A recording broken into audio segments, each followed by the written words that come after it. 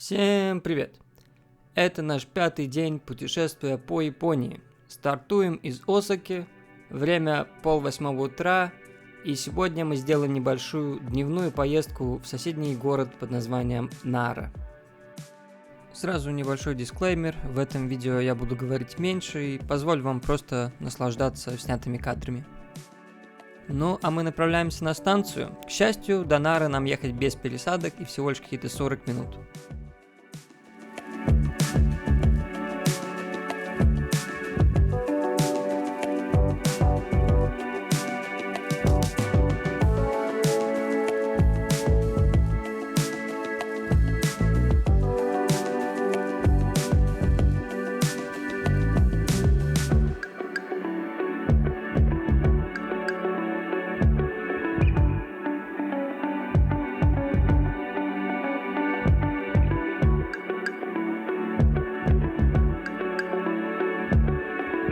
Период с 710 по 784 год в Японии известен как эпоха Нара, потому что именно в это время Нара являлась столицей Японии. Мы направляемся в храм Кофукуджи. Построенный в 710 году, тогда же, когда Нара была назначена столицей, он является одним из старейших буддистских храмов в Японии. Здесь также находится вторая по высоте в Японии деревянная пагода, и она по-настоящему впечатляет. Да, так уж оказалось, что пагода была как раз закрыта на реконструкцию. Но вот вам фотография. За то, что не было закрыто на реконструкцию, так это здешние олени, которые здесь абсолютно свободно гуляют по городу. По легенде, в Нару в 8 веке явилось божество, и прибыло оно верхом на белом олене. И с тех пор олени считались в Наре священным животным. Сейчас их в городе больше 1000. Их можно кормить специальными печеньками, которые здесь же и продаются. Но будьте готовы к тому, что если вы решите такие печеньки купить, то они от вас не отстанут, пока все у вас не выпросят. И они могут быть достаточно настойчивыми.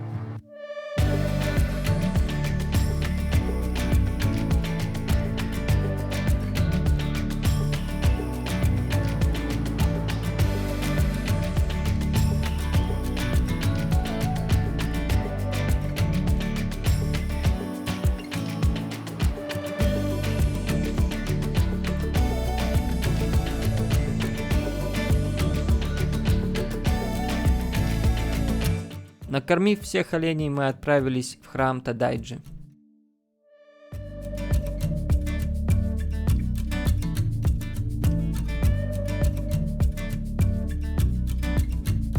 Уже на подходе к храму можно увидеть знаменитые ворота Нандаймон, огромные деревянные ворота с 2 устрашающими стражами Нио. Они стоят у входа и символически охраняют путь к Будде.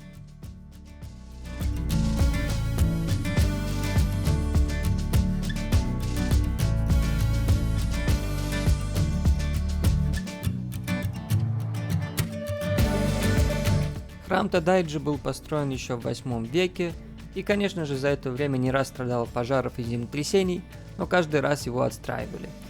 А главный зал, зал Великого Будды, это одно из самых больших деревянных зданий в мире. Ну и, согласно названию, внутри находится гигантская бронзовая статуя Будды, высотой около 15 метров и весом более 500 тонн.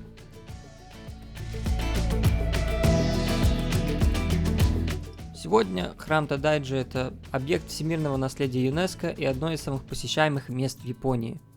И, должен сказать, это действительно стоит того, чтобы его посетить и посмотреть вживую.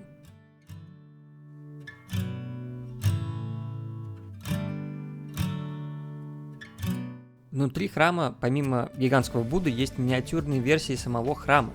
Это модели, которые показывают, как Тадайджи выглядел в древности, когда он был еще больше, чем сегодня. Раньше по бокам стояли две огромные пагоды высотой больше 100 метров. Это в 2 раза выше, чем грандиозная пагода Кафукуджи, которую мы видели всего несколько минут назад. Они, конечно же, к сожалению, не сохранились. Ну а рядом также стоит модель современного варианта. Другая интересная вещь в главном зале – это отверстие в основании одной из деревянных колонн, сделанное под размер ноздри гигантской статуи, поэтому она называется ноздря Будды. Считается, что если пролезть через него, тебя ждет удача и просветление. В основном мы видели, как через него пролезают маленькие дети, и что-то как-то взрослые вокруг не решались, но я не мог не попробовать. Не буду врать, в какой-то момент я испугался, что я застрял. Отверстие действительно узкое, ну и я не совсем типичного японского телосложения. Давай, Артур, почти. He's determined. He's gonna do it. You can do it. Nice. Вдохновленные моим успехом выстроилась целая очередь из взрослых людей, которые решили попробовать, включая Олега. У Олега плечи пошире моих, но с помощью советов от меня он тоже справился. Может, обе руки вперед попробуй.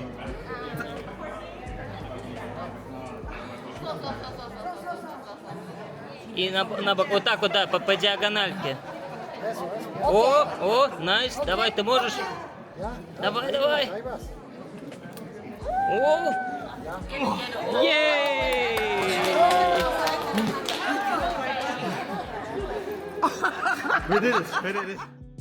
В общем, мы теперь просветленные, а храм Тадайджи обязательно к посещению, если вы находитесь в Наре.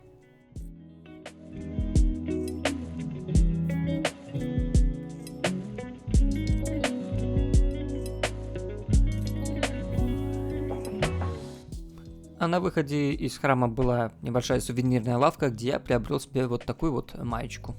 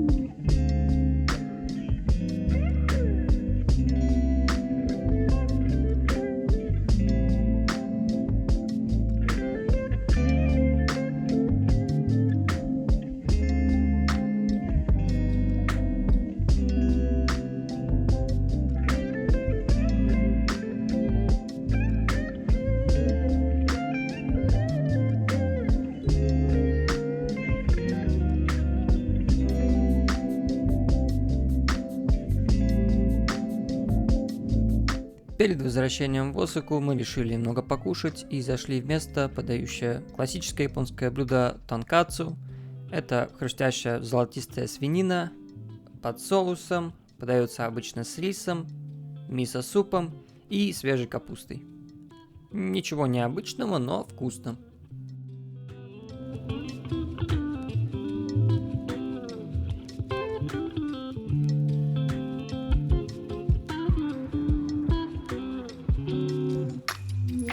После еды мы вернулись в Осаку и решили отправиться посмотреть на замок Осаки.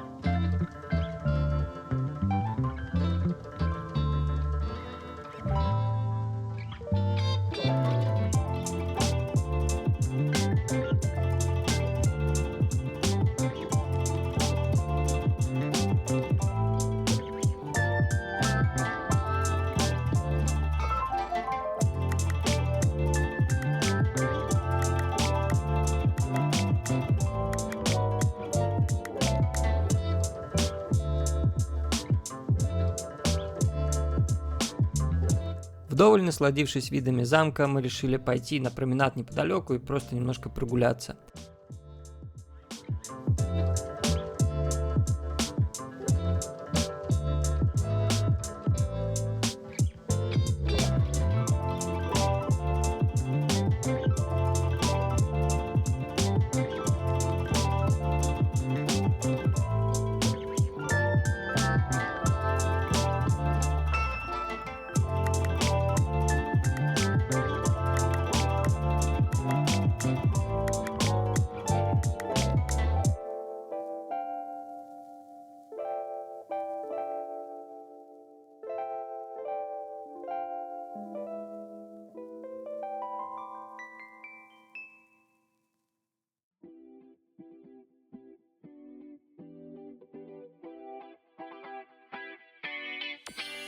Путь к променаду был достаточно живописный, но сам променад оказался не очень ухоженным. Дальше мы решили, что было бы неплохо осмотреть город сверху, и отправились в Umeda Sky Building, на вершине которой находится отличная смотровая площадка с обзором на 360 градусов.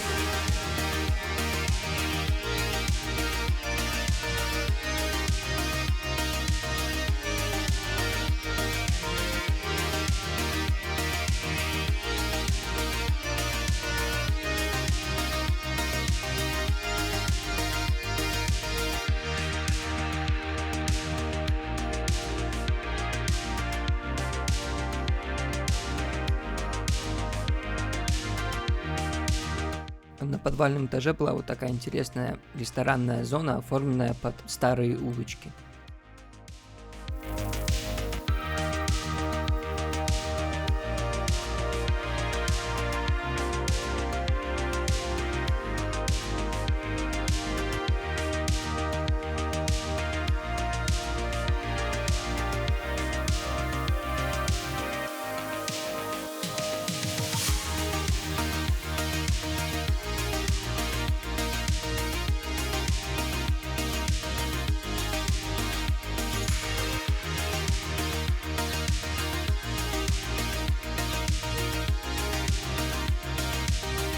Мы решили, что давненько мы не ели суши, и нашли ближайший суширо, конвейер Belt Sushi, и отправились туда, пока еще было не слишком поздно, чтобы не пришлось ждать в очереди.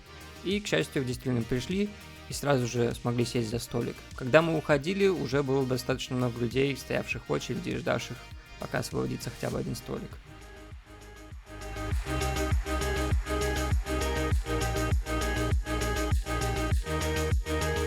Ну и от ужинов мы отправляемся в отель. Хоть мы и остаемся вторую ночь подряд в Осаке, в этот раз отель у нас будет другой. Это связано с тем, что когда мы планировали нашу поездку, мы не уверены были, где мы, сколько будем оставаться, поэтому наши резервации были сделаны в разное время, и тот же отель мы не смогли зарезервировать. Но на самом деле я бы даже сказал, что это было к лучшему, потому что отель этой ночью мне понравился намного больше, чем предыдущий. Он был просторный, один из лучших, в которых мы оставались на самом деле. Так и закончился 5-й день. Как я и обещал, в этом видео моего голоса было меньше, так что дайте мне знать в комментариях, как вам нравится больше, когда я больше говорю, когда я меньше говорю. И следующее видео уже скоро. Спасибо за просмотр и пока!